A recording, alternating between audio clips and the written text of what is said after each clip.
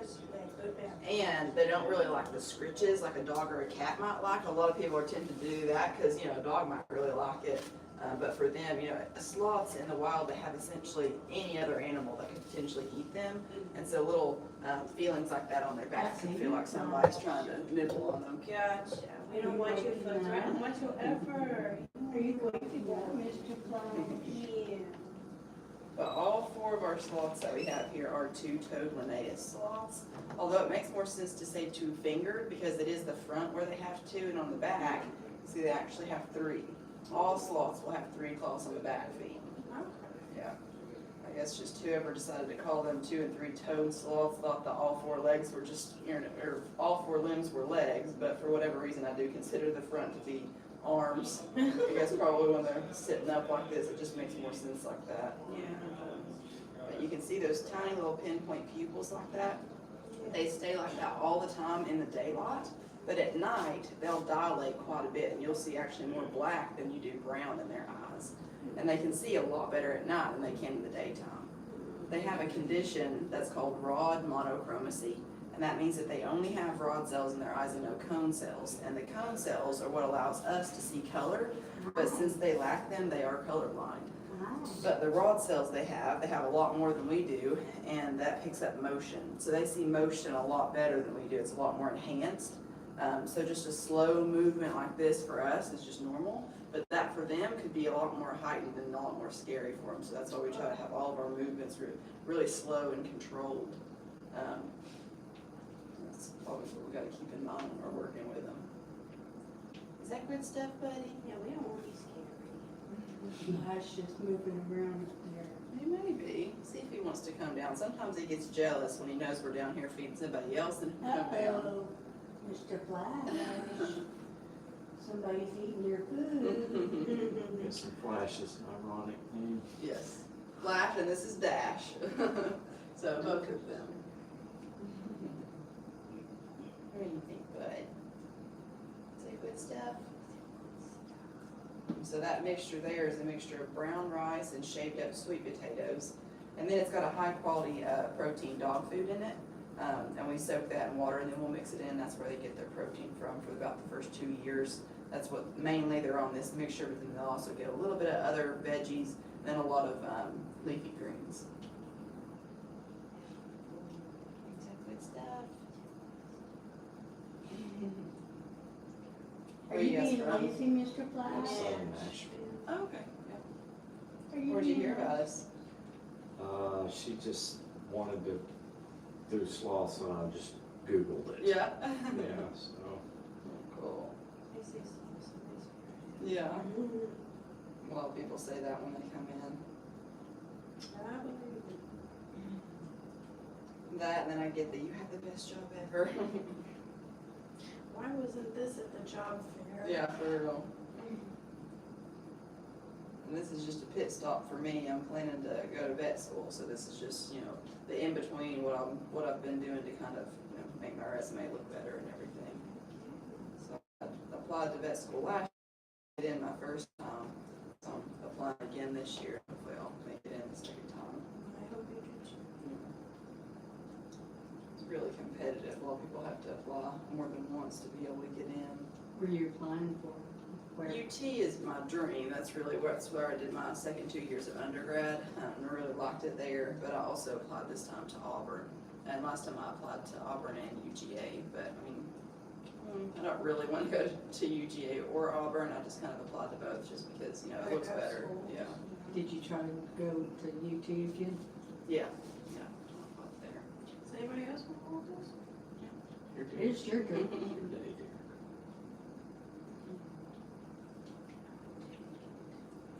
And so Dash is an ambassador sloth. That's why he's comfortable with being held and being this close to somebody.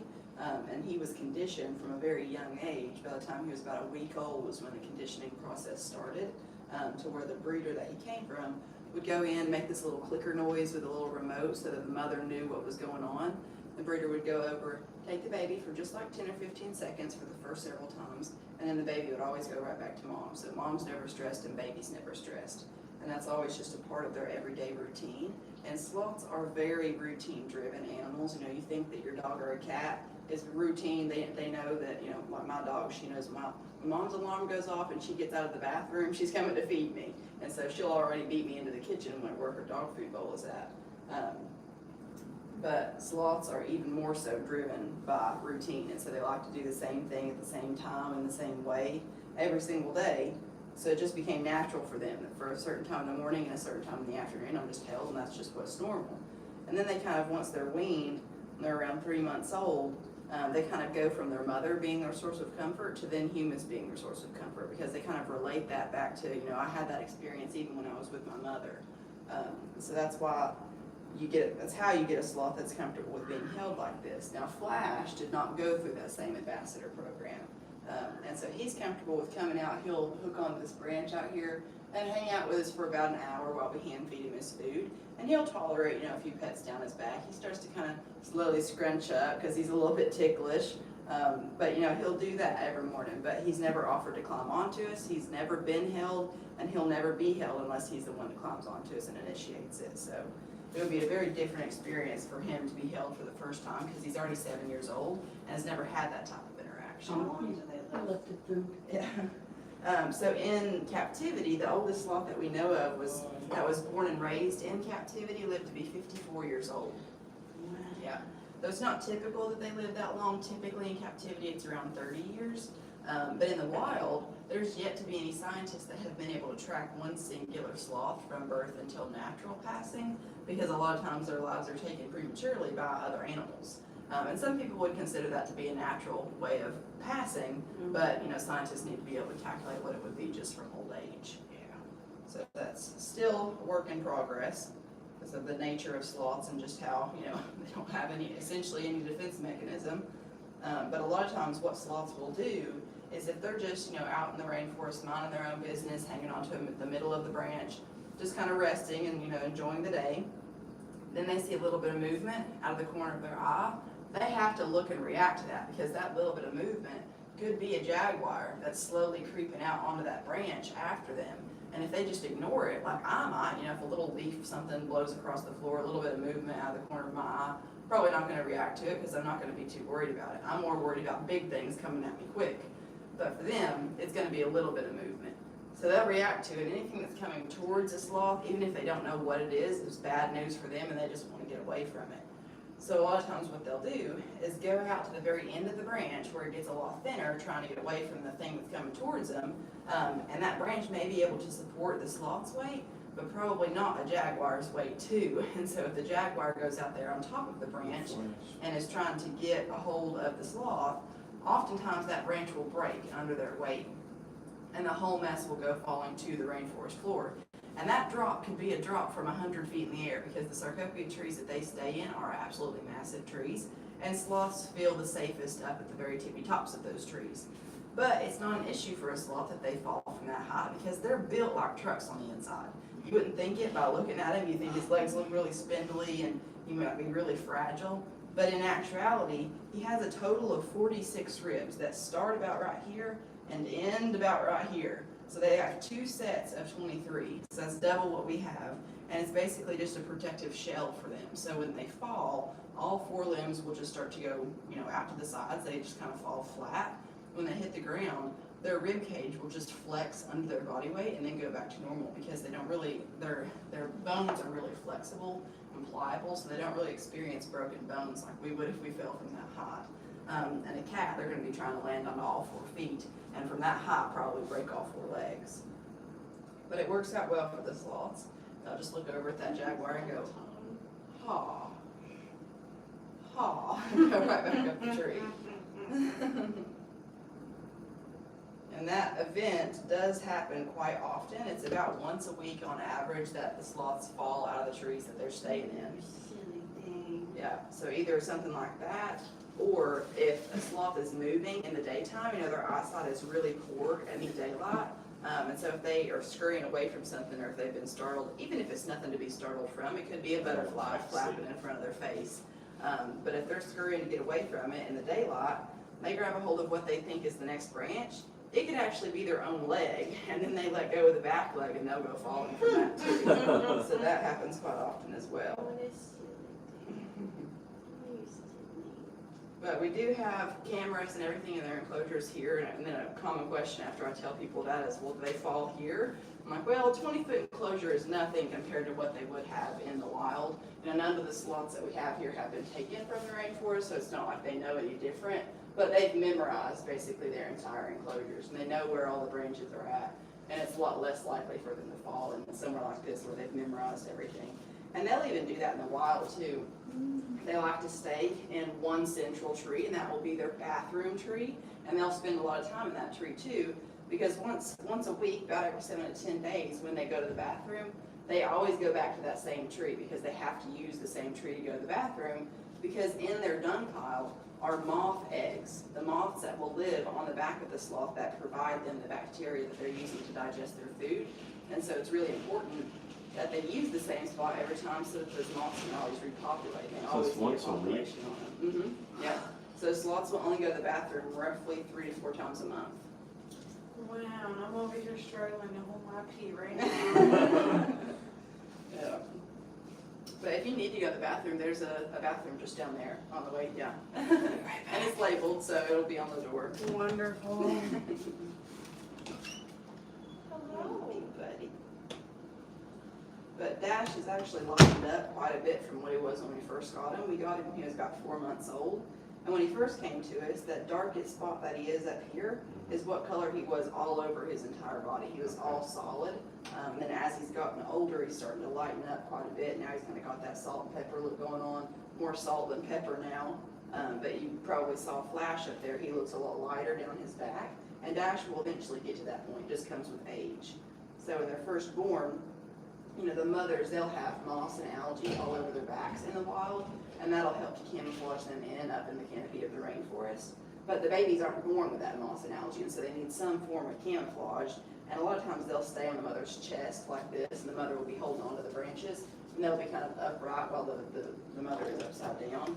And all of the shadows from the leaves that are up above them just kind of help the baby to be camouflaged into their chest if they're all a solid color rather than if they're lighter. He's been thinking about it. He keeps looking down. Oh, there's one in the fridge already. That's a cool stick. What do you think, bud? Oh, sorry. That's You good. can move mine. It's a neat stick. It was my walking stick. I used to go to Hawaii a lot, and I had my favorite walking stick. There was a rainbow eucalyptus walking stick. And I told my daughter, it's your job to carry this rainbow walking stick on the plane for me. Rainbow eucalyptus walking stick, and she chucked it off the balcony. And I've been giving her a hard time about that ever since. You You chucked encouraged it. my rainbow eucalyptus walking stick. Do you want some So these will feed to him by hand, Okay. because he can't really, you know, he has to have the end of it. So we'll just give him the very end just like that, and then he'll take in the rest and kind of process it on his own. They do have really poor eyesight, so he can't tell the difference between your finger and the piece of food. So that's why we'll just give him the very end of it. There. I saw you moving. You thinking about it? No? No. Do you want carrot or what is it? Sweet potato. Sweet potato. Do you want a sweet potato? Here, bud.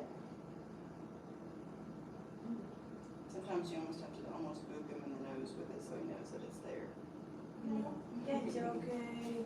Yeah, I'm You get him full. full. He has a smaller belly than Flash does. Yeah, I got the good stuff. I'm Yeah. good.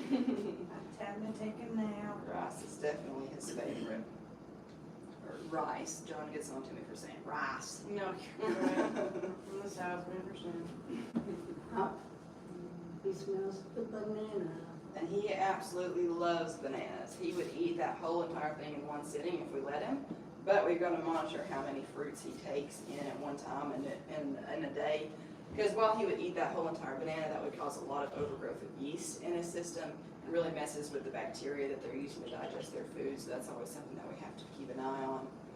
Well, I noticed that there's like no moths in here, Yeah. so how do they do that? That's a if good they don't have question. the moths? So In the wild, you have to keep in mind that the temperature is always fluctuating. Outside, it's never steady, it's never exactly the same. And in the rainforest, it's like that too. And overnight, it can drop quite a bit. And so the moths that they're using to digest their food, that bacteria is really sensitive to temperature changes. So if the temperature drops overnight and the bacteria that's in their gut is wiped out, if they didn't have those moths on their back, then they'd just be out of luck. They would, they'd pass from starvation, even with a full belly of food, just not able to digest any of it. So they need those moths on their back in the wild so that they'll lick up more of that bacteria and then they'll be good to go again. In captivity, they don't need those moths because we always keep them in a stable environment. It's always 78 to 79 degrees in here, and we only let them go outside when it's above 75 degrees. And so as long as we monitor that and keep their, their temperature requirements, their humidity requirements right, we never have to worry about that bacteria deteriorating. Now they did get it from somewhere. They're not born with that bacteria already in their gut. The first little bit of bacteria that they get to establish all that comes from their mothers. So around day 3 is when the baby starts to be interested with what mom is doing, what she's eating, and the things that the mom is doing. So they'll climb onto the chest of the mother and lick the mother in the corners of her mouth while she's eating and lick up some of her saliva in turn. And the bacteria that she has in her gut is also in her saliva. And so the baby will get just a little bit of that bacteria colony from their mother to then start to establish their own. And it takes just a little bit longer in captivity than it does in the wild to establish it because they don't have those moths on their back. But after it's established, then they're good to go as long as we keep the temperature right. But it's always something that's really sensitive for a sloth in the wild because, and if you were to try to have an interaction like this with a wild sloth that had all that moss and algae and those moths living on their back, if you picked a sloth up and, started to pet it and mess up that entire ecosystem that it has on its back, it would be completely disrupted for those moths and they would probably just dip and, not live on the sloth anymore. That'd be really detrimental for them. Not even to mention the fact that if you try to have an interaction like this with a wild sloth that had never been held before, it would essentially be the difference between holding a house cat and a feral cat. So they would absolutely be doing everything in their power to get away from you. Yeah. And using those sharp little teeth that you can see to try to get away too. I've never seen that. Yeah. It can be kind of misleading because they're in the very front of their mouths, they don't have any teeth. Yeah. But then on the sides, they've got 4 really sharp canines. Yeah. And then back behind those, all of their molars are pointed as well. They're not flat like ours are. He's really watching that one. Yeah. Like, what is that? And some scientists actually speculate that when they're looking upside down like that, that's their way of seeing right side up. And when they're, what we would consider to be right side up, that's their way of being upside down. And it makes sense because everything else inside of a sloth is geared to be an upside down animal. So their digestive system, their circulatory system, the connective tissue that's holding everything in where it's supposed to be upside down for them. And then their claws have locking mechanisms in them that allow it to be essentially effortless for them to be holding onto those branches upside down. For us, that would be really difficult. If I tried to hold onto the branch of a tree and dangle all of my body weight from that, I'd get pretty tired pretty quickly and wouldn't be able to do that because this for me is a stress state. I'm using muscles and energy to do this, but open-handed is relaxed. It doesn't take any energy for me to do this. For them, it's opposite. Clamp down around the branch is this for them is like this for us. So it's just natural. That's always what they're going to be doing. And to open up that claw to reach for the next branch, that's what's more strenuous, more difficult to do. And for that reason, if a sloth were to actually pass away holding on to the underside of a branch, they would continue to hang there until something either rotted or knocked them off of that tree. Wow. Yeah. That tongue sticking out. Mm-hmm. Kills me. Yeah. You said little Jared. I said it boy. And he'll leave his mouth hanging halfway open too when he's I would have holding named upside you down. Doodlebug. Name him what? Doodlebug. Isn't that from What are you doing, bud? Yeah. Is he moving around at all? No. He's No. no. Banana's still right there, I think. That's No, I don't see okay. it. He took You're it. derping up for Well, I didn't see him bring it out. Hi, honey. It's right there. Oh, he put it in a food bowl, yeah. Yeah. So they have, since their eyesight is so poor, their sense of smell and their sense of hearing is really heightened. And so that's why sometimes we'll use, food as an incentive for him to come down. Because he really, he doesn't enjoy human interaction as much as Dash does. I mean, Dash will seek out this type of interaction. He'll be taking little naps in that basket throughout the day, and if somebody comes in here and starts talking and doesn't immediately go to pay attention to him and pick him up, he's trying to reach out and grab onto anybody and everybody that's walking by, because he loves to be with people. Flash loves John, but nobody else. John is his person, because when we first got Flash, he was already 3 years old. And he came from a facility that was similar to a zoo, where the only human interaction that he had was just somebody coming in to put food in his bowl and then walking right back out. So when he came here and John spent time in his enclosure talking to him, sitting in his floor, he thought he was a weirdo for the longest time. And it took really about the first 2 years until Flash even started to consider coming down and being around John while he was in his enclosure.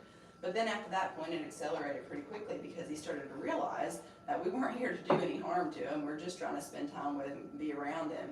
And it started to establish his routine.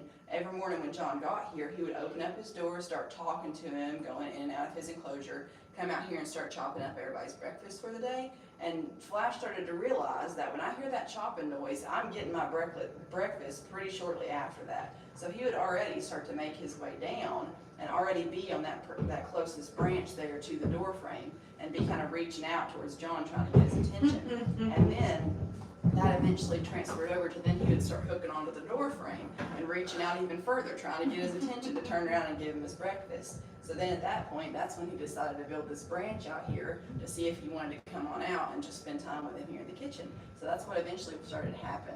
And it took a long time just to get Flash to the point where he would eat out of the bowl, just like this, with John holding the bowl up to him. It took an even longer time to go from the bowl to then he could scoop it out of his hand and feed it to him by hand. And an even longer time to go from that to somebody else feeding him out of the bowl. So it took him a long time to warm up to John, and then an even longer time to warm up to anybody else. So I'm pretty much chopped liver to Flash. I'll go in there in the morning and talk to him. He just kind of looks at me like, yeah, where's my guy? 4.5 months. Okay. Yeah. So Dash and Zoe and Chloe, they've warmed up to me really quickly, because I hold them, I do all their encounters every day, and they have more encounter time than Flash does. Flash has an hour in the morning total, and that's it. He gets to come and go then as he pleases. Sometimes when we're doing other encounters in here, you'll see his little head pop through the door frame, trying to come out, and the door will be closed, and he's just kind of like tapping on the door, trying to get us to open it up, and he can come out if he wants to. But that's kind of a rare occasion. But anyway, he comes and goes. But Dash, both Dash and Zoe, they have 2 hours a day total of encounter, and that's if they're fully booked. So they'll have about an hour in the morning and an hour in the afternoon of their encounter time. We only do, typically we'll do 2 people at a time when we're doing encounters with Dash and Zoe. That's when we're doing holding encounters. But this is kind of an exception this morning, just because Flash didn't come down and he's the only one being held by me. But what do you think, bud? I'm just happy to be here. His mouth is still hanging open. He just looks astonished. What do you think? So who is doing the VIP portion of it? Okay. Yeah. I only started just a few minutes late, so it'll take just a little bit longer. What are you thinking? See, I'm not. I'm just here. You want some more? Do you want some more rice? Do you want some more rice? No? I said no. Okay. And they can make little vocalizations sometimes too. Them squeak. Yes, the little babies when they're younger. Zoe, it breaks my heart because she still tries to. When I go to leave her from her enclosure, I've already set her down, I'm going to step out. She'll start climbing through the branches at me, reaching out, and she used to be going, meh, meh, and you could hear her do that. Now she just opens up her mouth and just a little bit of a squeak comes out, but not a whole lot. But Dash still does that, and then Chloe will as well. Chloe is just 3.5 months, so she's still really small. I saw her yesterday at the store. Yeah. I cried. Yeah, and she's starting her encounters on the 6th or 7th. Sorry, on the 7th. It's my birthday. Oh, is it? What do you think, bud? You guys have any other encounters today? The kangaroos. Okay. The farm. Oh, farm tour, yeah. Yeah, we're doing the farm tour and then the kangaroo encounter. Yeah. Yeah, the farm tour is always a really good option because you get to see at least one type of every animal that we have on the farm. Yeah. We saw the camels yesterday when we was coming Saw back the from. zebra out back. Yep, yeah. And we've got 2 zebras. Our male is out there in the pasture right now, but our female is actually over on the side. And she's in a little back paddock over here because she's due to give birth any day. She's been over here for about the last month because we thought a month ago she was gonna have it. We're closer today than we were yesterday, but she's still holding on to it. Like, baby's not ready. Yeah.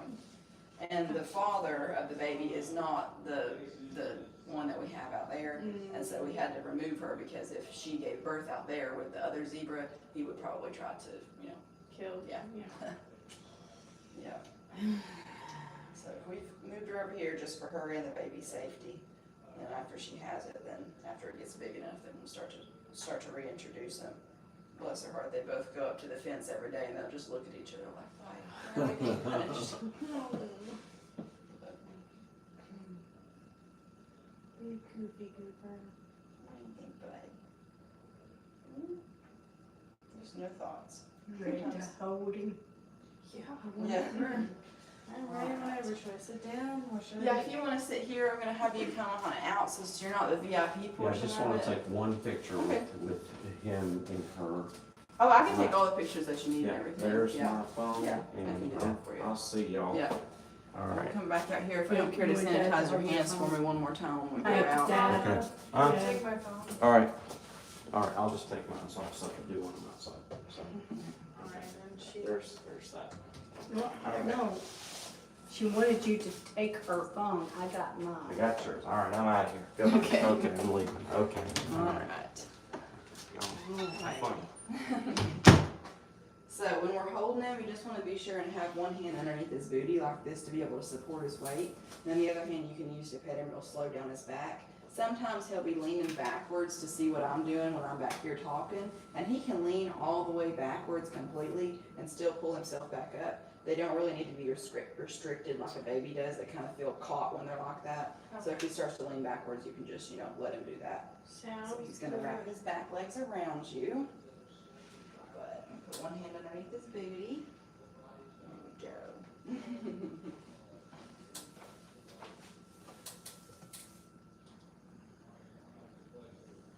The 10:30 slot is at the picnic table.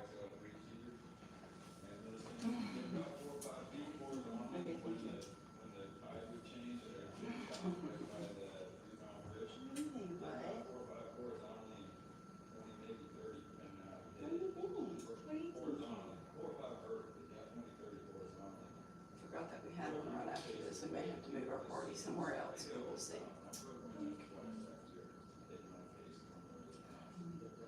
are you looking at, buddy? Came my person. I don't know this person. And at least know you. A lot of people are surprised to know that the baby sloths, they only really nurse from their mothers for roughly 2 to 5 weeks. A lot of it depends on the type of it is, if it's a 2-toed or 3-toed sloth, or if it's the gender. The gender plays a role in it too. So the males will nurse for just a little bit longer than the female babies will. Because the girl was asking Michelle. But regardless, any way that you slice it, it's still a really short amount of time that they're nursing from the mother. And a little weird quirk that Dash still does is that he'll actually find the corner of a towel and suck on it, like a puppy or a kitten would, or a baby with a pacifier like that for comfort. Why he does that, I don't know, because it's been a really long time since he's had that sensation, since he's, nursed from his mother. But it's still something that he enjoys doing. Yeah. Do they ever like this? No, a cat might really like it, and a lot of people think that they would too. But for a sloth, something coming towards their neck that they can't really see coming, it'd be kind of alarming. And we'll move wherever. Still sleeping. Yeah. All right, let's see what Zoe's gonna do. Just remember that their feet are just a little bit sensitive, and so sometimes when his feet are being touched, he gets a little bit. Hey, baby girl. Even though the claws are So really you cool, can and a do lot of people the want talk to part, or I see can do how the talk they- part in here with the next people, and then we'll come out and do Dash after we're done. You want more chairs? We probably can just stand for the first half. And the person who couldn't add VIP this morning, there might be sloth encounters open this afternoon, I'm not sure. And is tomorrow Chloe's first day? I don't remember if she said, No. no, I thought she said the 5th or 6th or something. Is it? Yeah. 5th is a Sunday, so that wouldn't make sense. 6th or 7th maybe. All right, I'm gonna get the next people and I'll do the first half in there. Okay. What do you think? There's so much commotion back here, buddy. I'm gonna grab that other. He is our most inquisitive sloth that we have. He likes to be in the know at all times about everything going on behind him. Kevin's really good about when he comes in to adjust the cameras and everything. He barely even, I don't even know that he comes in half the time because he barely just, he'll open the door so slow, be so quiet. But Dash knows every time, and he'll look backwards, and I know when he's coming in because I'll see his head go back. I'm like, what are you looking at?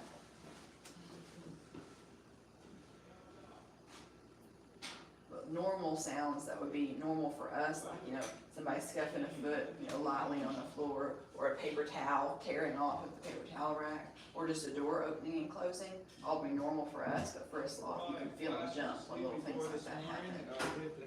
And the paper towel holder, that was a new thing the other day that I realized, because somebody I was holding, I think it was Zoe, and somebody came in and ripped the paper towel off, and she wasn't expecting it, and she jumped, you could feel her little claws, you know, dig in. Where you guys from? LJ, Georgia. Okay. You want me to take some pictures for you, or? Yes, I got it on her. Can you take one, a couple more?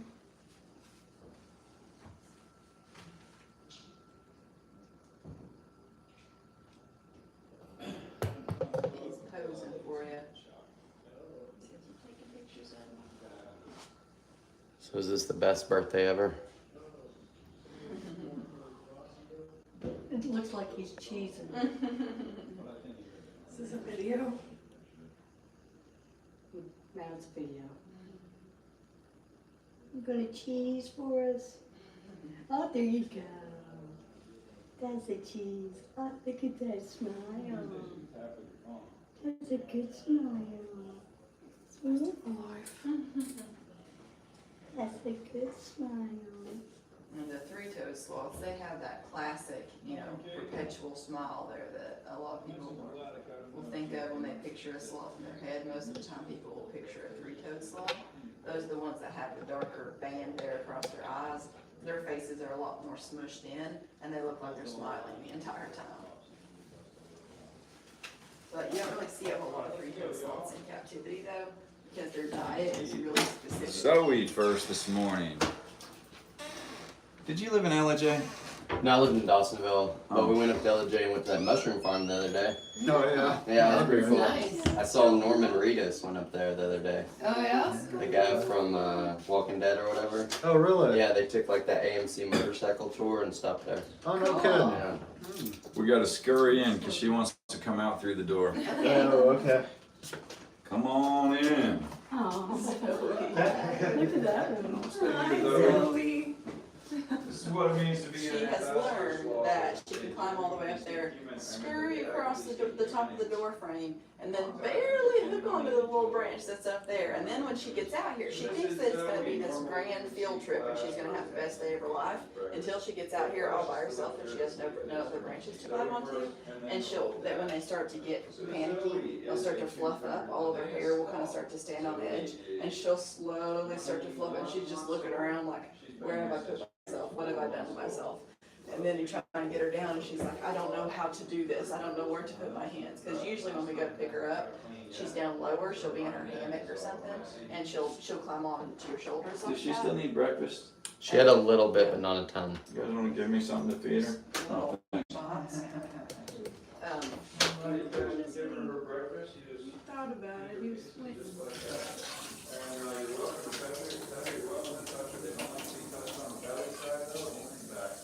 Like poop his nose. Zoe is a two-fingered Linnaeus sloth. Are you ready? Well, today there are two-fingered sloths and three-fingered sloths. Lindsay? So we usually do like about half and half on holding time if you want to, because we try to limit the amount of times that we do the transfer. The Okay, I didn't transfer. know how long I'd been Yeah. holding him, I didn't wanna harm Oh him. no, you're so fine. The transfer portion is the only kind of unsure portion of the entire, encounter. Because there for a second, they're just kind of midair, not holding on to anything, and that's, a little bit unsturdy for a sloth. So you try to do just the transfer. Sorry, buddy. It's a little Should I try to give him some more? You can, yeah, if you want to. Here's some rice if she wants any rice. Okay. All right, so this is the skeleton of a three-fingered sloth, long neck, 9 vertebrae, cervical spine, has a tail. It's an Slow absolute rejection. not. Arms are longer than the body, legs No. are shorter than the body. The two-fingered sloth conversely has, Maybe? I think that was this is a two-fingered, has only 5 No, vertebrae, he's not. cervical spine, and no tail. How long you guys here for? All those extra We're leaving in the vertebrae morning. from the neck and from the tail are all between the hips and shoulders of the two-fingered She can't be away from her husband very long. longer than arms. And, Yeah. if you leave her around in a circle. And we like got this, cats at home, they so look very Yeah. differently. She wants this. her husband's taking care of their cats and ours. Oh, well, that's a big job. How many do you have? Hopefully he remembers So, ours. you can feed her rice either with the dish or with your hand, either way that you like. But, Let's if you see. feed her with your hand, she is gonna lick your fingers, just so you know. So, the teeth on a sloth are massive when they get older. That's how big the teeth are. Looks bigger than this because there's no lips and gums and everything on there, but, still big. The claws, this one is still very young. The claws get big like that. The I had two-fingered mentioned that sloth the three-toed has sloth, 46 it's ribs. pretty uncommon to see them in captivity because their So diets this are one really that specific. falls 100 feet out of And the the three-toed tree sloths doesn't are a get little bit freaky to me because they can actually do this really weird thing with their cervical spine where they will slowly twist their head all the way 180 degrees backwards to look back behind them. The two-toed sloths can't do that thankfully because I don't really find it too appealing to see it when they do that. But what they lack there in their cervical spine, they make up for it in their lumbar spine. So the two-toed sloths have the ability to keep their hips facing one way and they can twist at their lumbar spine, their lower back, all the way 180 degrees backwards. Dash doesn't really do it a whole lot. He's pretty, solitary. Once he's on somebody, he's completely content just being snuggled up to you the entire time. Zoe has a very different personality. All 4 of our sloths have very different personalities. Chloe is still developing hers. Obviously, she's still really young. We're still figuring out her little quirks and everything. But Zoe has always been very exploratory. As you can see, when the door was open, she wanted to come out here and see what it was about. She wants to be in the know about everything all the time. She wants to be over here playing around. She'll turn over this way, kind of try to get the other person's attention. Sometimes she'll lean all the way back completely where she's only holding on by her back claws. And she'll be all the way leaned out with her little claws clasped together with one claw in her mouth. And that's a really sweet position for her to be into because it'll make for some really cool pictures. Are they ever together? Not yet. So eventually Flash will always be by himself just because he has never been around any other sloths besides his mother. Once he was weaned, he went basically into solitary confinement. And that's what naturally sloths are going to seek out. Sloths are very solitary naturally. So this type of behavior, is a learned behavior. It's a conditioned trait that we've taught them from a young age. But Dash and Zoe, they were both raised around a lot of other sloths in the environment that they were raised in. So it's going to be a lot easier to acclimate them to being in the same enclosure than it would be for Flash to be with anybody else. So we're eventually going to put Dash and Zoe together. We'll probably end up switching them over to the 20-foot enclosure and have Flash go over to the 10-foot. So that Dash and Zoe have room to be away from each other, because they're not going to be snuggled up right next to each other like cats would be. They're going to be in opposite corners. They're going to establish opposite sides of the enclosure to stay in. About 20 pounds. The cat, who's going to be trying to come along top of the branch, come to get There's to a the sloth sloth, on my he's leg. in there, Oh, no. what's he gonna do? Your neck? On my leg. If the cat presses the issue to the point that the branch would break, It's and they gonna go go. all 100 feet, the sloth will be fine, and the cat will not. And Is he sleeping? I'm just glad that I didn't have my surgery now. Mm-hmm. so you're I was supposed to have surgery on Friday, Oh, no. or a week ago Friday. Your wrist or? sloths are upside down pretty much all the Oh, time. I see your brace, yeah. The What did you big do? guy Flash, You he just sleeps need in to- his hammock almost Well, all the time. It's bone on bone right now. They're trying to fix it. I had 2 tear meniscus on each side. and arthritis in both of my knees. And so, once I get this one done, because this one was worse than Yeah. this. Yeah. And this is a brand new brace, Go to sleep. so I hadn't fully learned how to Yeah. get it where it won't slide. I finally got it today where it's not sliding, but I put it underneath here so they won't get freaked out with it. Yeah. I'm sure that was a job to try to fit the brace underneath that. Well, the pants is big, Oh, yeah, that's stretchy. and I had bought some sweatpants from Bucky's, Oh, yeah. just in case that my pants didn't. Yeah. And I wanted some that had pockets so I could put the phone. Yeah. But this is a totally different thing. What did you do there? I broke my arm in half and shattered the wrist. How'd you do that? I fell at work. Oh, goodness. So now, after 3 surgeries, I have what is called complex regional pain syndrome. It's a lifetime disease. It's not a disease, but lifetime Vision. nerve damage. Yeah. Was that from just the surgeries that you got, or? Well, everybody has the complex regional pain syndrome, and a lot of people don't know they have it until 1 of 3 things happens: a injury, surgeries, or a heart attack. And I had 2 of the 3. So it came out. And they said a lot of people have it and nobody knows it. And it's very rare, but it does. But I had 3 surgeries. I had surgery here, and I had 2 surgeries here. So the sloth, And they didn't, they was more focused on this than where they wouldn't focus on my shoulder, so I get my shoulder locked up.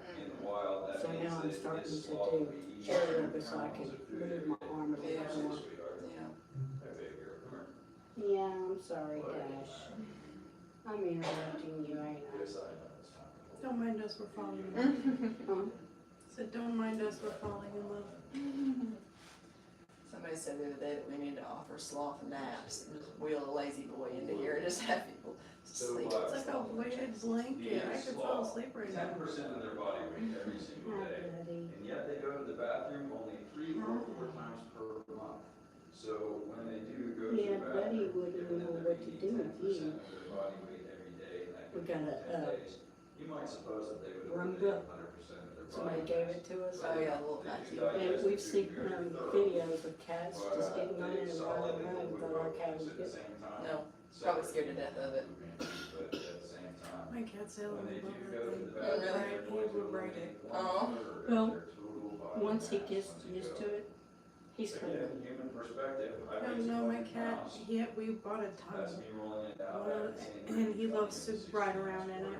Like we'll like one of those tube tunnels, we'll pull it around in the living room. He just loves riding in it. Anything that's moving, he has to get on top of it. He's a black cat, so mischievous little thing. Bag of dog food and a 5-gallon bucket all at the same time in about 2 to 3 minutes. When the sloth is in the top of the tree, it is safe, and yet it comes all the way I'm down. glad it can be a source of comfort there, buddy. It's the best day of my life. He is more comfortable in somebody's lap than he is anywhere else in this world. So, That's amazing. when they are Hold on to somebody all day long, every day for at least a very long time. I have, we we had, our dad and I, we had 4 grandbabies from her brother. And the youngest one, I didn't know they had these shirts, the kangaroo pouch shirts. So I put the youngest one in there.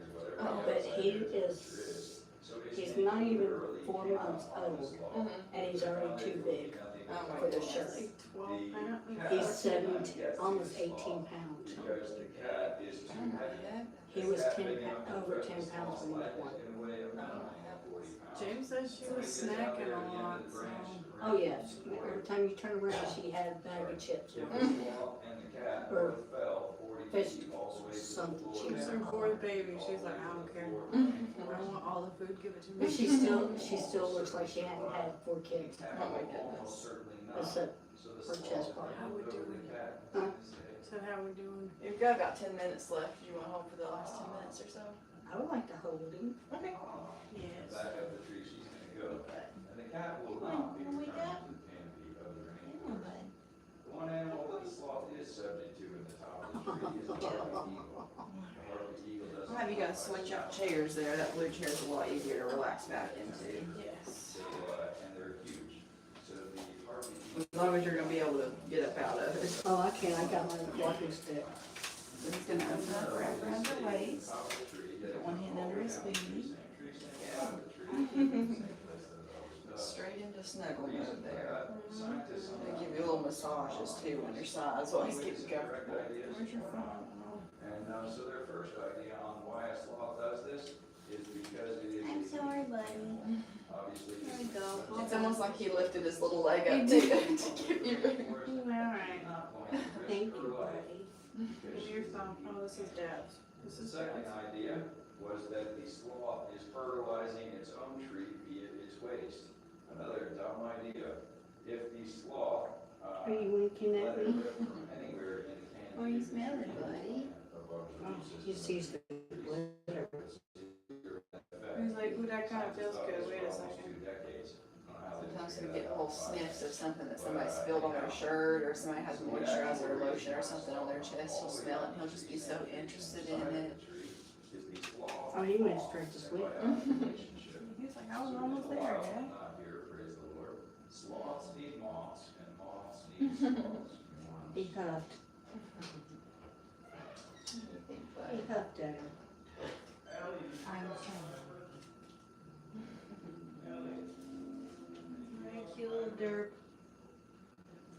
Just rub his chin. I know, it's always so tempting.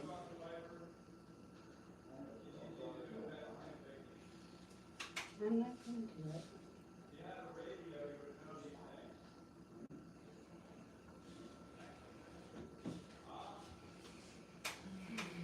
All done. Hit a paparazzi you for a second. So the only other encounters that you guys are doing is just the farm tour and the kangaroos, right? Yeah. This was But the you main did- event. Yeah. When they So that's scratch the highlight of the almost entire always trip, either right? two left or two right, and go with both, and the other two. I'm just happy to be here. And all of our sloths do that the same way. I've never seen a sloth hang by. Did you guys go fishing or build a bonfire anything last night? Built a bonfire last night. He was kind of funny watching them trying to put the So, bonfire the- together. Hey, I made it sustain life. So, The wood was really wet. In the wild, not here. Sloths. The wood that they brought, or was there wood already, the wood they brought was wet? Okay. It took forever to catch. That's really weird. Okay, I'll tell them about it. See, Yeah, we it's had to supposed to be underneath the, we used both of The the nature of that symbiosis is. little starters, yeah. but we And still used had all of to the get can. a lot of The twigs and moths, stuff Yeah. there are. to keep it burnt. It took about an hour to get like going, you know. Nowhere in the world except in the fur and in the waste. I do want to let them know that The benefit to the moths some is kind that of the stream soft like sloth down in is that the area food would source be and very the To walk helpful. It's to. very dark down there, Yeah. and feeds there's on no the like, moss and algae that is you all know, in the you Yeah. could just fall over. And then Yeah. fertilize it. I'm- The side where the concrete's at down there? Yeah, with the river and yeah, The only two reasons that. like we're this responsible, sloth but you know, uses somebody Yeah. could just get a little too drunk and Yeah. fall Yeah. over. water that pools But that's over just the my leaves like Yeah. over and thought fly 6 process. inches at a time, and to get into the waste pile to lay their eggs. But nothing And too when a sloth expensive, some comes down, string it lights. Yeah. digs all the way down. Where the satellite, There are Oh, the little, yeah, living in it for all the time. Oh, Just to go solar. around. That's what they, you know, what they have up on the back porch is good. Just around that area, so you have something to look. like a little walking trail. yeah. Right back up. The, thank you. Your buddy's Somebody here? call me? No, but they just want to get. Did you hear your buddy? Oh, the, Yeah. Who's that? Hey, buddy. Who is that? You leaving me, buddy? and it's good. So, the the benefit to the sloth, number one, as the Okay. moths are fertilizing the moss and algae that grows all in the sloth's fur, that is more. The way that his distress hair is than parting there on the side of his neck there, right there back behind there is his ears. They do have, yeah, they do have fully formed little Yeah, hairs. like They're just- little, yeah, yeah. they're just hidden by a little bit of hair I there. saw a video of that and I was like, oh my god. Some people think they just have like a little hole in the side of their head like a chicken or something, but they do have fully formed ears. Ears. And most important. Never thought you would be the one to have ears. Yeah. And Chloe's are the cutest thing in the world, oh my goodness, but she's so much smaller. Yeah. She's so little. He left. I'm sorry, babe, he left. What you thinking about? Taking a nap? You going back to sleep? Belly all the way full of food, unable to digest the food. So it takes about 30 days for a sloth to starve to death. But after their moth colony dies out or is wiped out by whatever, the sloth can't maintain itself and it is almost certain death. The only way they would survive is if they made a waste pile and quick enough that moths replenish before the sloth die. But it's almost certain death. Alright, so in captivity, we don't need the moths, praise the Lord. I don't want to hold a sloth with 150 moths all over it. So the reasons we don't need the moths here, one, nothing is hunting them, so they don't require camouflage. Two, they are boiled eggs, so that's. His legs are clenching. Three, Yeah, you now don't we also they have grab helpful gut bacteria. Yeah, Our gut bacteria. gives a little massage. And when he was a lot smaller and he didn't have to wrap all the way around people's waists, he would try to find a little place up here, like in your armpit, to hook onto, or your bra strap or something. That was always really comfortable. But then as he got bigger and his arms started to grow, he's like, now I'm all scrunched up if I do it like that. So his entire hugs around people's waists. So she needs a different source for the bacteria, and that is the And waste. Zoe, when she's held, she likes to be up high on your chest. She wants to be up around your shoulders like that. And a lot of people get kind of worried because they're like, I don't know if she's supposed to be up like this. I'm like, that's just her Really natural position. give it to me. Come here. But then Dash, if you try to put him in a position like that, he's like scooting back down against you, trying to get lower down into your lap. He's like, what is I want to going get on? on my lap. Yeah. My butt's too exposed for this. I want the tummy time, You know, when it rains, they get even colder. because this is how I hold the youngest grandson, like this. Here, I'm just never let us look. Because Never get cold, it'd be the same. we have a 7-year-old. He just turned 7 on the 27th of September, So, and her birthday is October 7th.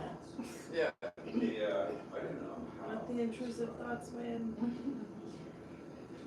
I can't get my head around it. But anyhow, sloths are crazy strong. They, pound for pound. Maybe we can get one from back here where you can hold.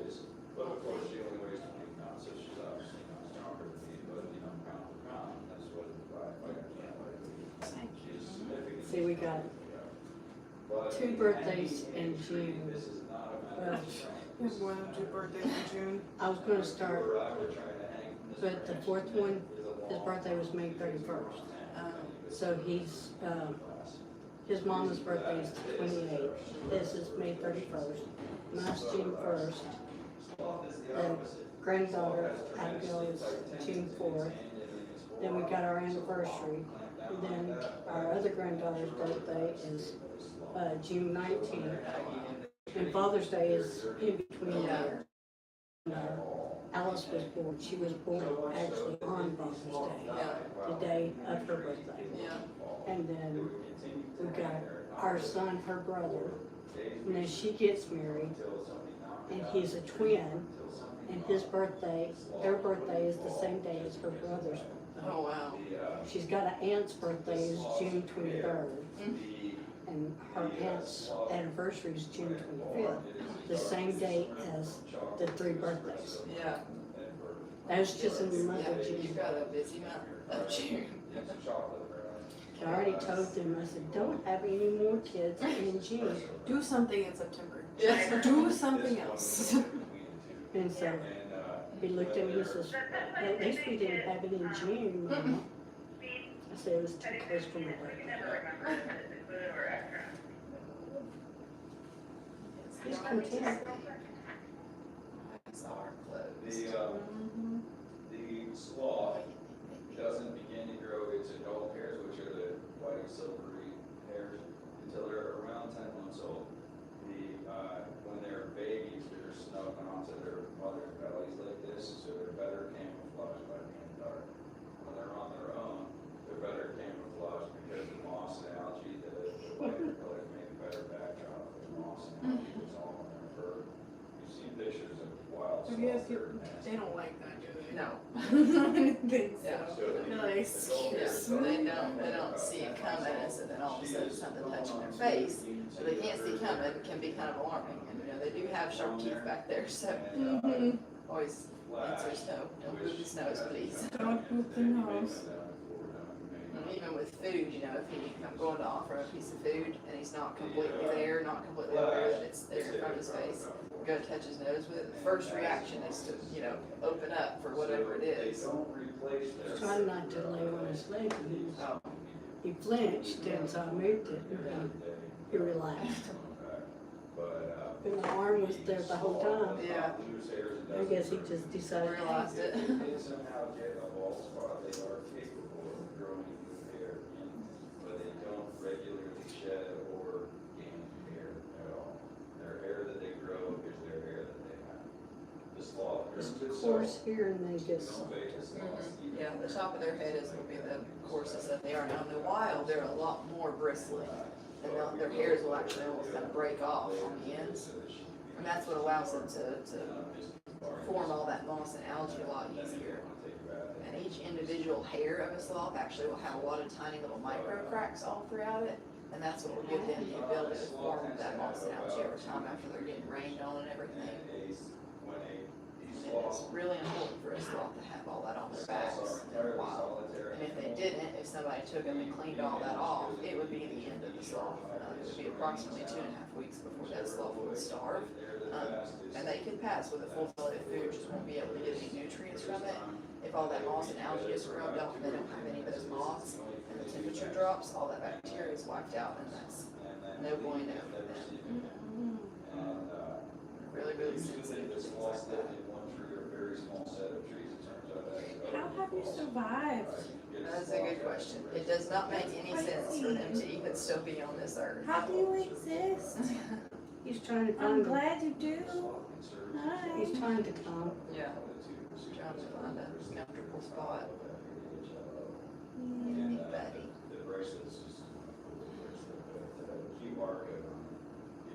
I am so happy you were surprised. No bottom. If he feels supported there with relaxed on. Yeah, he's just. Sometimes he scoots all the way down low into people's lap and they can just set him down there. Just as long as he doesn't feel like he's slipping. Oh no, he's. And the reason that they thought that was the way that the sloth comes back to the same spot. Sometimes it's like the only thing that I see in the back of their head is just a little buffering signal or static or something.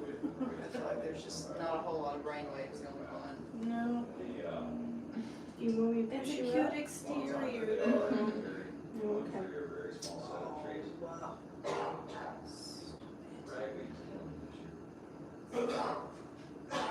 Anything, buddy? Need too much. So the one time that they are Need too much. in one tree or a very small set of trees is when they have a baby. So the sloth only stays with its baby for somewhere between 3 and 5, maybe as much as 6 months. The 3-fingered sloth I like might to stay for see as much as a year. all The the 2-fingered orange. usually is 10 months as long as Yeah, that's his most comfortable way to transition, which now when he's like, 8 pounds, it's pretty easy to do. When he gets to be Zoe size and he's about 15 pounds, I'm gonna have to get some kind of sleeve or something to put on my arm for him to be able to crawl up there, because the squirrels are no joke. He's not meaning for it to hurt, it's just, how he naturally climbs. never comes back. And the baby will have a waist spiral that they together have had, and the mother will start a waist spiral. And that really is, as far as anybody knows, again, the only time that a sloth starts with a waist spiral. And Are you ready for a nap? baby buddy? during the course I of feel its you. He's trying to find a place. And as it, the sloth's niche in the food chain is they're eating the leaves at the ends of the branches that no other animal eats. That's comfortable. So the sloths do a much more thorough job of recycling that material back to the earth. He does that right before he yawns or something, he'll like cock it to the side and stick his tongue out and yawn real big. He did it on one side and then he did it the other side. Now it's in the middle. The yawns of a sloth is like the cutest / scariest unsettling thing that you'll ever see, because you got this cutest little face, and then they open that face up and you see all those razor sharp teeth back yeah, there. that's what It's like, shocked me. I was like, yeah. wait a second, you could take my finger out. And they definitely would try to in the wild, you know, one that had never been handled before. And Flash, I mean, he's really comfortable with being around us. We have a lot of trust built up. And I don't think that if we try to take him off the branch that he would actually try to bite us, but he would absolutely not be comfortable with that whatsoever. And I think that any trust that we did, you know, have built up in the past years probably be negatively affected by an event like that. So that's why we're allowing him. There's been times where he's been down kind of lower in his enclosure where we've walked over and like, hey, you know, just in case you need any help with getting down from this situation, we're here. You can tell every time he considers it for a little bit longer, but never has. On their encounter, they, throughout the day, they don't have. We went just a little bit over, make sure everybody gets equal time, but it's time for us to switch. Thank you for your service. I'm glad you guys got to come and spend some time with us. Yes. You need it. So whose Is it your birthday is it? birthday? It is my birthday. Happy Hers is birthday. Tuesday. Do you need your stick to be able to get up? That chair's low, let me give you a hand. Okay. Thank you. Welcome. Hopefully Flash will wake up. I know. He may He's not. probably still in the Okay. same spot. Yeah, you just head right back That's down fine. that way. Alright, thank you guys very much. Yeah, when you start the farm tour, it'll start up at the other building up there. Beautiful, thank you. You're welcome. Alright. You guys ready? Uh-huh. Here you go, Sid. Oh, I just want one picture with the, Okay. It doesn't bother him anywhere. okay. You can have a seat right there in the blue chair. I'll cut up, see if Flash wants to come down. He's still in this. Really comfortable right there. So he's gonna open up his back legs and wrap around your waist. Okay. What you'll do is he won't hold on to you like this, he's gonna be sitting upright onto your torso. You'll put one hand underneath his booty, and then the other one you can use to rub him real slow down his back. Just keep in mind, they don't like the cat's scritches, they don't like their hair to be moved up the opposite way. And they're very unlike a baby. He can lean all the way backwards and still pull himself back up. They don't really like to be restricted, and they Okay. feel like they're being held tight in, so. Under his booty there. There we go. Dash is our most inquisitive sloth that we have. He likes to be in the know about everything going on around him all the time. You see the differences in personalities between Dash and Zoe. They were both raised by the same breeder in the same way. They both went through the ambassador program, which got them comfortable with being held and handled by people like this. And to pass that ambassador program, they have to meet 2 requirements.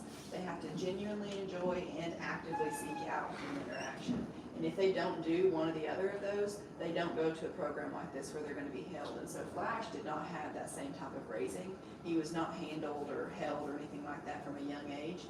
And he's already 7 years old. When we got him, he was 3.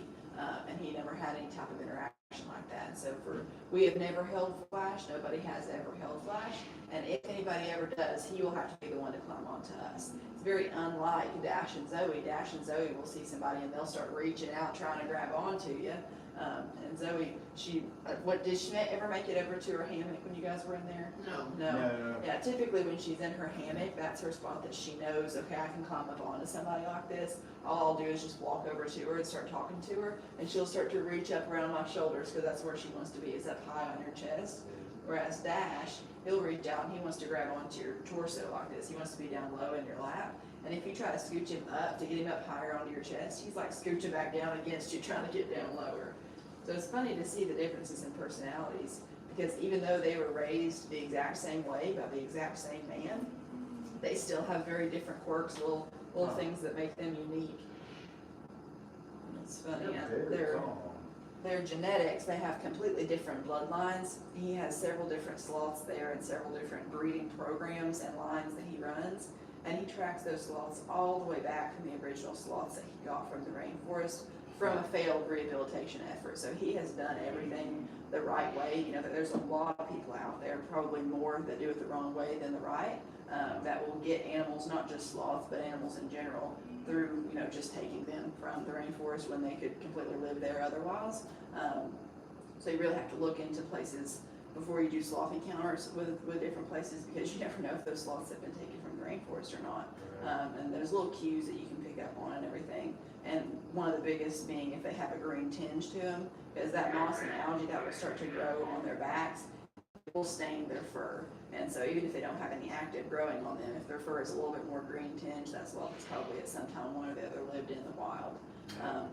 But what he was doing was over 35 years ago now, he was working, he's a veterinarian, so he was working down in Costa Rica trying to rehabilitate some sloths back into the rainforest that had been electrocuted and trying to pass the roadway. It can cause some really deep tissue injuries. A lot of times limbs will have to be amputated due to something like that. And a sloth with 3 legs does not do that well in the wild. So those sloths eventually, you know, went into his breeding program, just started out in captivity first, and then so started his breeding program. So he's been at least 6 generations removed from the rainforest, but he tracks those lines all the way back from the original sloth that he got. So he knows that Dash and Zoe are completely unrelated genetically. That's why their coloration is a little bit different too. You can see Dash is a lot darker on the top of his head than Zoe and Flash are.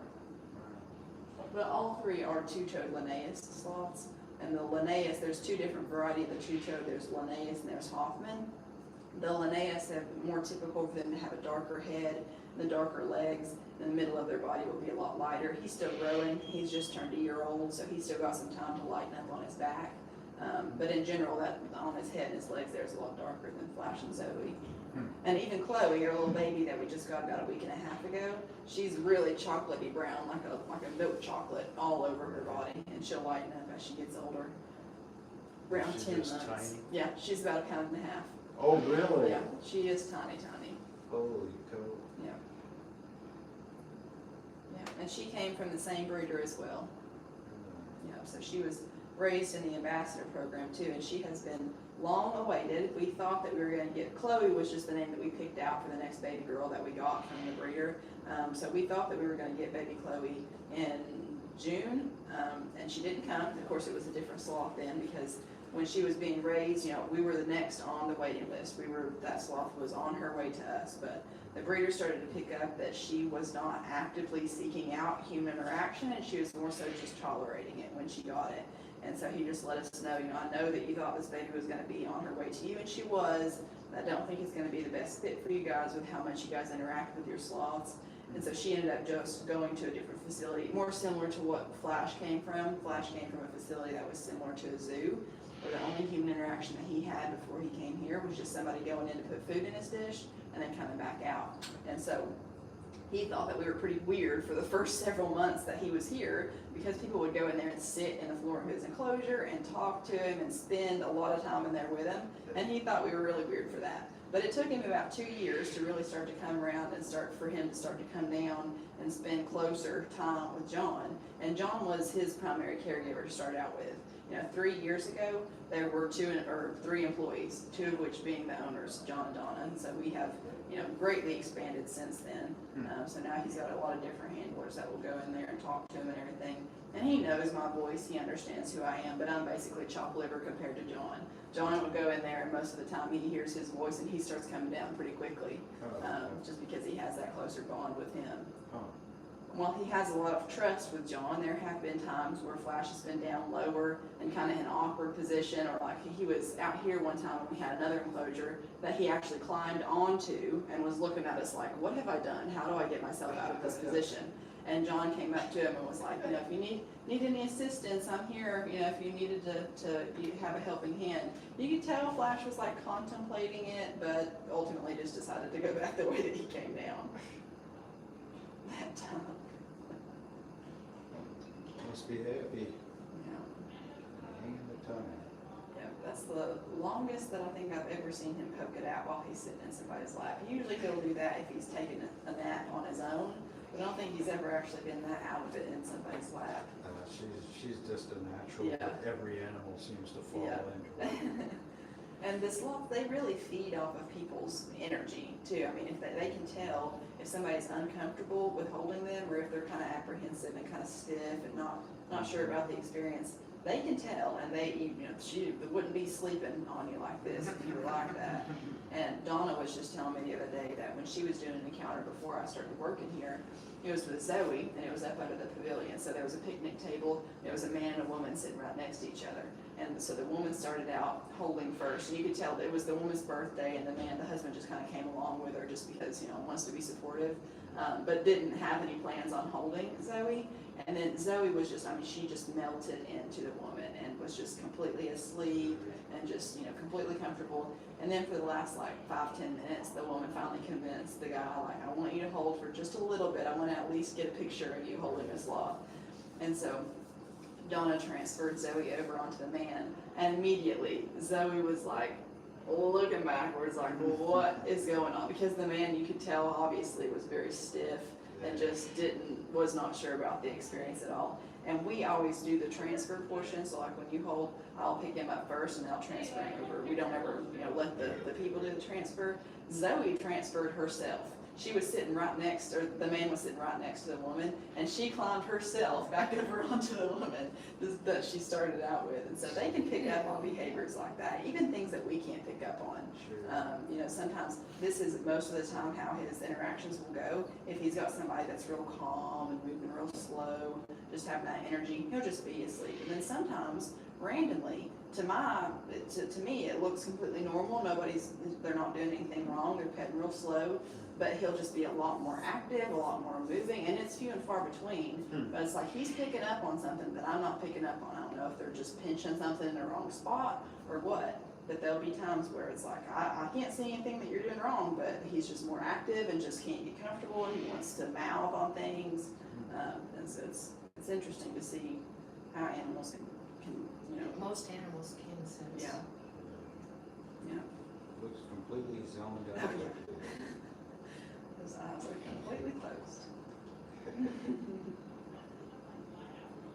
So you guys staying here? Yeah. Yeah, You we'll in the, come back later. okay. Check in. Are you in the welcome wagon, is that right? Yeah. Yeah. How long you guys staying for? Till Sunday. 2 nights. Okay, yeah.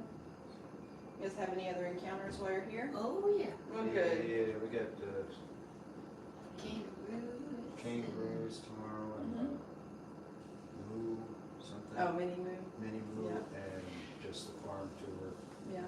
And I think the rest of the stuff I looked at, there wasn't any availability Oh. at the time. Mhm. But we'll check tomorrow. Yeah. if something's- And you can always, when you're up at the shop too, sometimes there's stuff that opens up, or we thought that there wasn't gonna be enough staff to be able to host certain positions, but if there's enough, you can always just mention to her, is there anything else that we could do today? Or Right, exactly. sometimes you can get Yeah, squeezed that's what in. we'll probably do tomorrow, Yeah. so. But this was most important. Yeah, the highlight. Good. Today was just a little bit off. Usually for the VIP, we'll spend the first 30 minutes with Flash. Flash will just come down, he'll hook onto the door frame and come out. But this morning, he got to about right here, and I had a little bowl of food. I was like, if you just hook onto the door frame, you'll get it. I promise you'll get it. And he contemplated for 10 minutes. He was there for about 10 minutes. He was hooked his very bottom foot onto that branch and was extended all the way down. I'm like, how is all the blood not rushed to your head by now? But he stayed there the entire time. And then finally just decided that there was too much commotion, too much movement going on down here for him to come out. There was another girl that was in here and digging around in the fridge and making different noises and things. He's like, it's too noisy for me today. Just okay. And so he runs his own show. He gets, an hour of encounter first thing in the morning if he's completely booked. Then he gets to go back up and he gets to come and go as he pleases the rest of the day. Sometimes we'll be doing encounters in here with one of the other sloths, and this door will be closed, but the blinds will be open, and I'll see his little head come into the Oh, really? come into the window there where you can see he's trying to open up the door. So they prefer it where it's kind of not noisy, Yes. quiet. Yes, yeah. So since their eyesight is so poor, their sense of hearing and their sense of smell is really heightened, which is why a lot of times it works. If it's real quiet in here and there's not a whole lot of commotion going on, I can go in there with a banana, which I need to move before I forget that it's in here and he tries to eat the entire thing later on the day. But I'll go in there with a banana and start to kind of blow it up towards him. And he absolutely loves banana. He would eat that entire thing in one sitting if I let him, which is why I'm moving it out of there, because he completely would. But I'll just kind of blow it up towards him, and he'll start to slowly come down for that, for something that he really enjoys.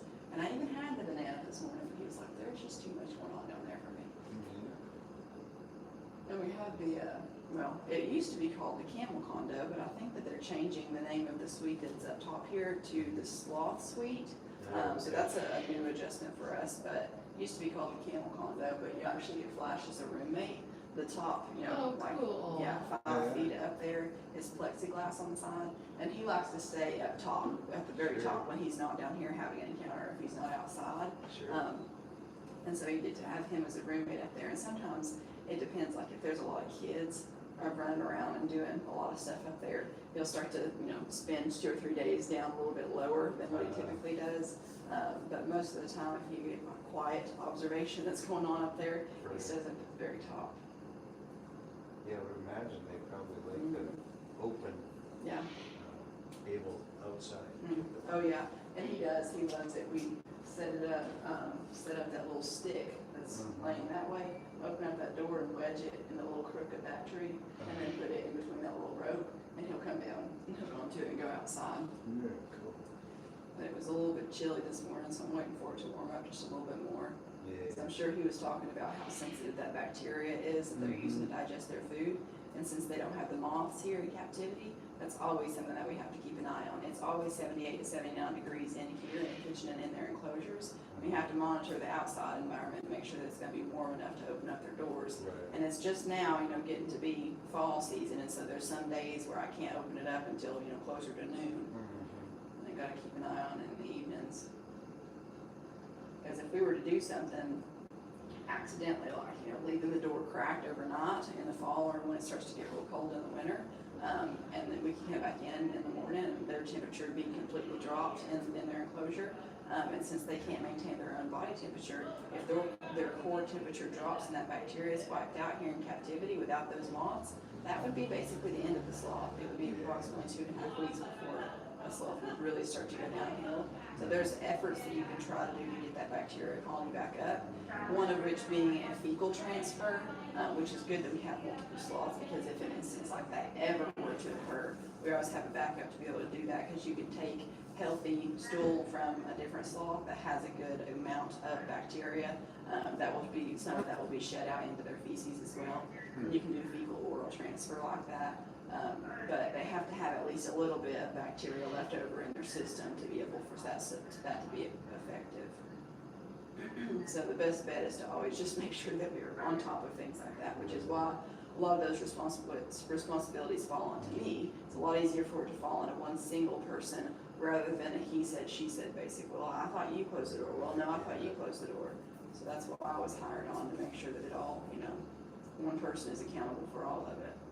So I imagine you guys have a backup in case the Oh, power yeah. goes out and Yeah. all that stuff. Mhm. Right?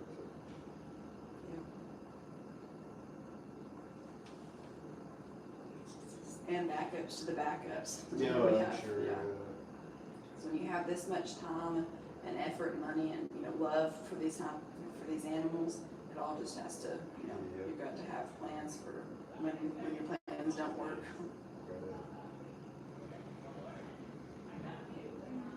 We got a friend for life there.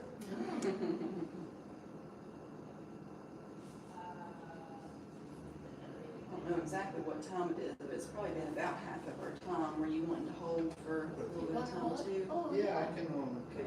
I know we went just a little bit over. I think it was. Yeah, it's like 11:30 on Wednesday. Yeah, we will go a little bit over too, but that is about half of our time. So. Yeah, just a few minutes for me is fine. Okay. Here we go. So this this transfer method works out when he's, 8 pounds, but when he gets to be Zoe's size and he's Yeah. 15, I'm gonna have to get some kind of a sleeve or something to put on my arm. Okay, so hold her under the butt. He'll wrap around you first, and then you can take your hand to put underneath his booty. Okay. There we go. Now, support under the booty there. And he'll just wrap around you. It's definitely a different feeling. Babies, I mean, they'll be real snuggly like that, but they don't have such extraordinarily long arms to wrap around your waist.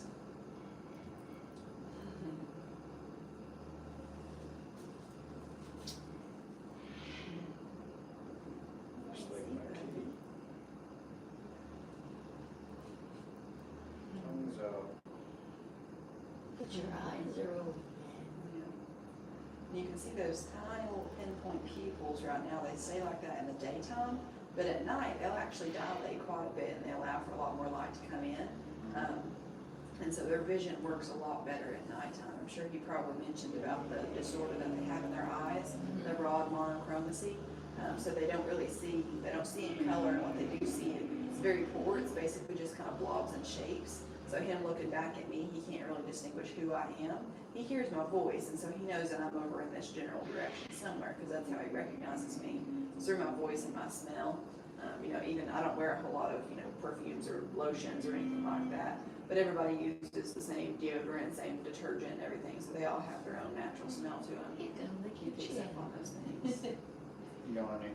And I always tell people that the yawn of a sloth is like the cutest slash most unsettling thing that you'll ever see, because it's like you're not expecting to see all those razor sharp teeth back there in their mouth.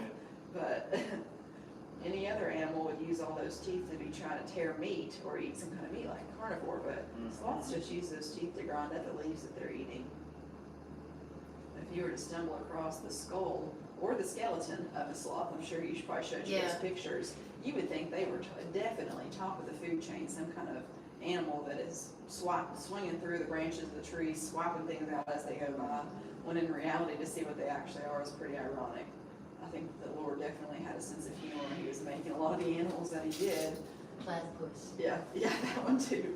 And it kind of makes you rethink some of the dinosaurs, if they were actually as ferocious as their skeletons make them out to be, or what we think that they were, or after you add, muscle and skin and hair to them, if they were actually just cute little cuddly things. I see him better from here. Good for you. Dash is definitely our most inquisitive sloth. Oh, it's and he's okay with this, doing this all day long? No, not all day long. So if he were to be fully booked for his entire day, he would only have an hour in the morning, so, which he has an hour this morning, had 30 minutes with Peter before, and then 30 minutes with you. Then he will have a break until 4 o'clock this afternoon is his next encounter time. So if they were to be fully booked for their entire day, Flash is just an hour, and he'll spend an hour in the morning, and then he gets to go do whatever he wants to do. But for Dash and Zoe, they have 2 hours total, and that's if they're fully booked. And even if they're not, say in the afternoon, if he didn't have anything scheduled, I still hold them for at least 30 minutes of that time, the scheduled, hour they could have, because they genuinely enjoy this type of interaction. Flash is different, but Dash and Zoe, they're both ambassador sloths, and they seek this out. Then he knows that right around 4 o'clock, there's typically a farm tour going through the barn. And when he starts to hear, there's certain little cues that he'll pick up on, and when he starts to hear people talking outside and playing and doing the farm tour, and John always has the same spiel that he'll go through when he does the farm tour, he knows that somebody is supposed to be coming in here pretty soon to pick me up and hold me and give me my dinner. And so he'll start to uncover himself and wake up from his nap and be reaching out, looking around. And so they look out for him. They're very routine animals. They like to do the same thing in the same way at the same time every single day. And so we try to stick to that. Even on Sundays when we're closed, still have people that come in to feed the animals and everything, and we still hold them for a certain amount of time. Just to keep them on that, because if they're not, if they're thrown off their schedule like this morning, it's difficult for Flash that he'll come down for at least 30 minutes of the day to do at least one encounter. And even if he's not scheduled for encounter, we still open up his door and he'll come out and we'll feed him his breakfast. And he goes back up when he's ready. But since he didn't this morning, that's throwing him off of his routine. He did it to himself, but the rest of the day, he's probably gonna be a lot more active than what he usually is. On days like this where he decides to not come down in the morning, I usually see him 2 or 3 times the rest of the day. I'll have the door closed and the blinds will be cracked, and I'll see him coming down, his face will pop through the door, and I'll be doing another encounter, and I'll just open up the door. I'm like, this isn't part of your encounter, but Flash wants to come down and see us, so. Didn't come down this morning, so he gets to do what he wants to. Just cuddle. Yes, And that's the thing about our sloths, is that we are very guarded of the time that we get to spend with them and the other people get to spend with them, because naturally sloths, they need a lot of time to sleep and do just sloth things and have time to themselves and decompress, because not everybody will hold and handle a sloth like you guys have, really nice and slow and gentle. Sometimes even if we get like younger kids that come in, of course his age limit now is 10 years old because he has grown quite a bit. Used to be 8, but as he grows, his age requirement will get older too. Zoe's is 13 or 14 now. But the younger kids, they're more excited about seeing sloth for the first time, so they'll head a little bit quicker, have more energy, and they feed off of that, and so they're a little bit more energetic. They're like, okay, what's going on? What's all this movement going on? So they need time to have breaks in between.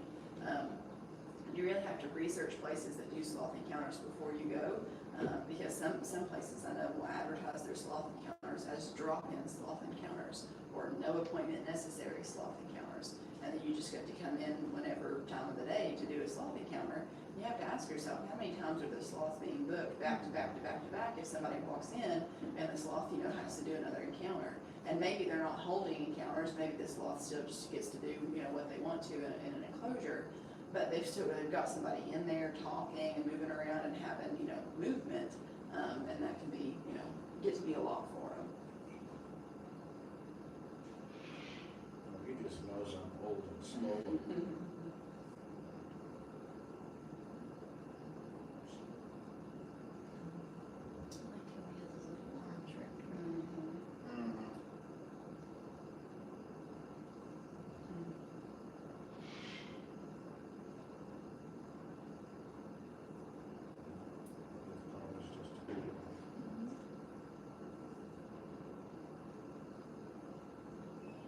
So check-in's not till 4 o'clock, right? Yeah. What are you guys gonna do till then? I don't know, what's there to do around here? In Benton, not a whole lot. I mean, you can go up to the Ocoee, up the river there, and there's the Olympic section that's up there. That's really cool. Some people like to walk around and see the rapids and everything. Depending on you'll have to ask John. He probably knows more specifically about when they open up the dam for more water to come through and everything. Because sometimes I'm sure it's pretty boring. There's not a whole lot of water running. I don't know what the schedule is for it. But in Benton, there's not a whole lot to do. Cleveland is the closest bigger city, but even in Cleveland, there's not a whole lot to do. Right. Chattanooga is the next biggest one. It's about 45 minutes. I mean, if they got a little park or something up there where the Yeah. river gets from. Yeah, and there's a lot of little, visitor centers and stuff up that way too. Not pretty things to see. Wanna go for a ride with us? No. Shook his head. Or you could do a hike. There's the Benton Falls or the Rainbow Falls. Benton Falls is a pretty easy hike. The most strenuous part of it is right there when you get to the falls, just the steps going up and down. But it's pretty flat for the most part.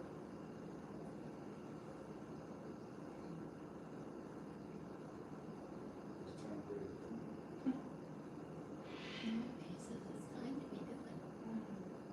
And it's funny, they have a little internal clock system, and he starts to know right at when it's been about an hour, he starts to look a lot more for me, and he'll be kind of reaching out.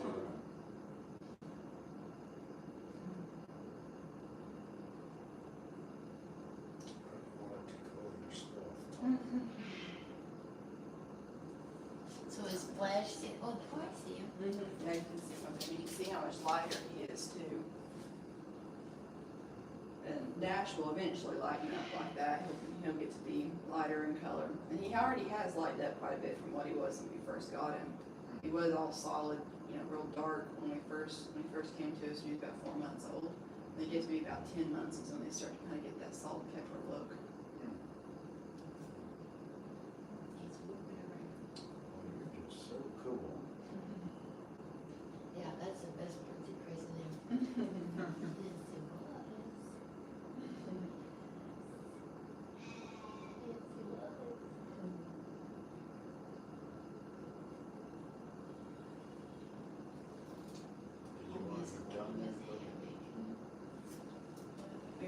right at about finished up with our times. Yeah, Go ahead and run the barn. I think he knows. Come on, bud. Got to put a little bit of effort in. Go. Alrighty. Well, thank you so You're very much. welcome. That was Really really awesome. awesome. So. We'll come back out this way and sanitize our hands again.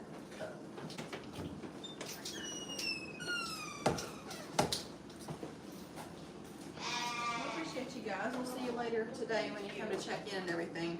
Do you have any other encounters today, or is it tomorrow that you come? It's tomorrow, because, didn't really have a, couldn't really set any more up. Yeah. If we were. Yeah. Well, you guys have a good rest of your day. We'll see you All right, later. appreciate it. You're very welcome.